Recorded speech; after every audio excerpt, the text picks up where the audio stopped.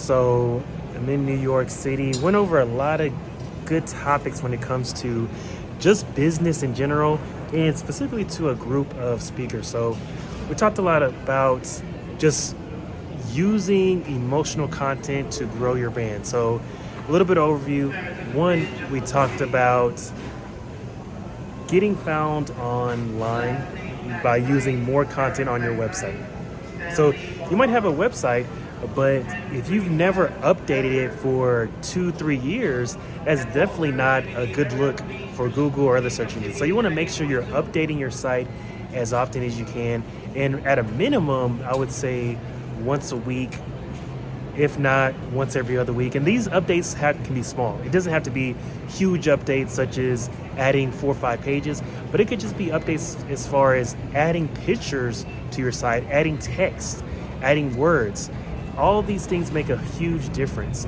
We also talked about if you have a service that you provide, you don't always have to have everything on one page, all your services. You can have a different page for each service. So what that does is, again, it gives your Google rankings a boost because you're giving more content to the search engines in order for you to help your brand out.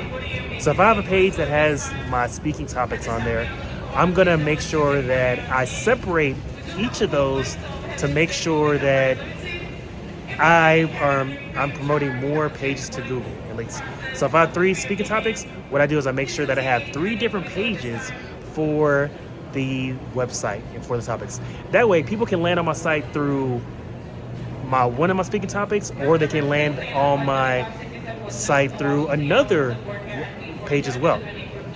So another area we talked about is the fact that everything is a search engine right now. So yes, we have Google, we have Bing, we have Yahoo, but Facebook's a search engine, LinkedIn's a search engine, X is a search engine, Instagram, TikTok, everything's a search engine. So you got to think about the things you add to your website. You want to also add to your social media. It'll help with searches. And something else we talked about was the fact that you want to know your audience, know what kind of words they use, know what type of words they're using to type in to Google, to Bing, to all these social search engines as well. Because once you understand what the audience wants, you can make more of that type of content. And not only that, but think about what is it that you sell. So an example that I used in the presentation was, what does Nike sell? So we know they sell shoes, we know they sell clothing, but what do they sell in the customer's mind? One thing they sell in the customer's mind is winning. So they endorse people, they endorse athletes, but they just don't endorse any athlete. They endorse professional athletes that have won many types of games, have succeeded, right? So they want to share that if you use their product or service, then they are going to succeed. You're gonna grow and you're gonna perform better. So for your organization, what do you sell in the customer's mind? Some people in the audience, they mentioned that they sell understanding, they sell trying to get more revenue, they sell relaxation, they sell being stress-free. So once you know what you sell in the customer's mind, then you can go ahead and put that more often in your website. You can put that in your captions, and you can just connect on a deeper level with your brand to your people that you're trying to reach.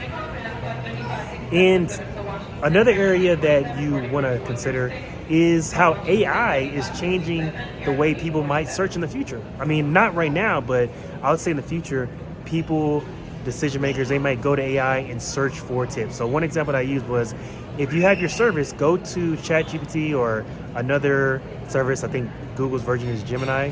You type in your service and figure out and see what comes up. So if you're looking for plumbers in Houston or construction managers in Kansas City, type that into ChatGPT and see what comes up. Usually it gives you a list of like 4 or 5 people, and then copy and paste one of those names to Google and see what do you think is the reason why they chose those people to get found in their search engine, in their ChatGPT technology.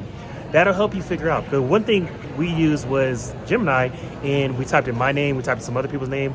They brought up a picture of myself, And I noticed that they pulled the content from an article that was written. So a Medium article that was written, and that was mentioned in the article. So that tells us that, well, in the future, one thing we can do is make sure we're relevant on some of these articles. Another person we typed in, they pulled information from her LinkedIn.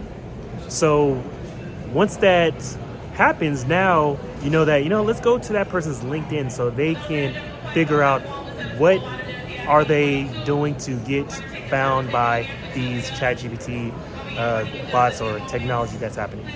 So many different things we covered. And lastly, we also talked about tracking. So Google Analytics 4 helps you track so much information. It'll tell you what platform they're using to get to your site, where do they drop off at your site. So once people go to your site and they leave, finding out what place they left at, what page they left at, is a crucial step to growing your organization, because that can help you optimize your website. That can help you optimize what's going on as far as like the user experience as well. So definitely consider that.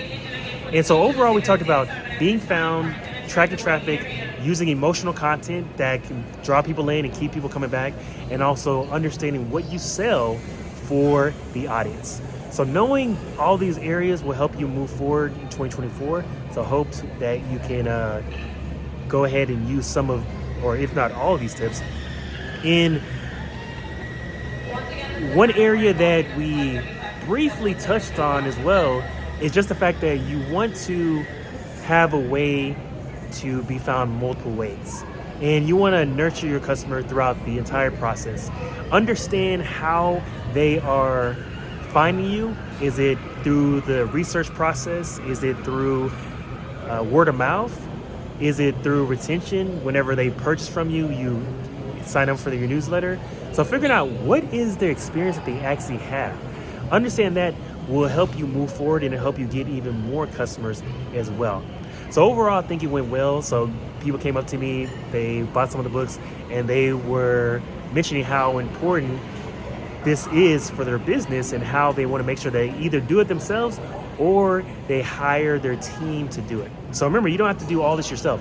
You can get a team. I have a team of people that help with writing. They help with organizing content, blog posts, and they help with searching the rankings. So there's nothing wrong with getting a team, and there's nothing wrong with doing it yourself. It's just a matter of how you feel, if you're comfortable, and if you have the time. One person said, well, he hired a brand, and then found out what they're doing and then started doing it, right? And because, he has the time to do that. So consider all those tips. All right, thanks.